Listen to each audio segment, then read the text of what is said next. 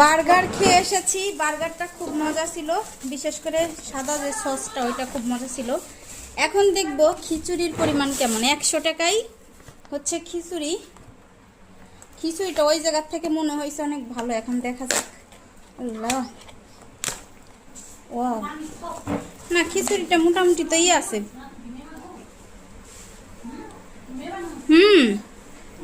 তাম্মের আব্বু বোম্বাই মরিচ দিয়ে রান্না করছে, তো সেই মজা হয়েছে খিচুড়িটা। আর হচ্ছে মুরগির কালা ভুনা, মুরগি ভুনা। এই যে এটা হচ্ছে 40 টাকায়। এই যে এরকমের বড় একটা পিস দিছে।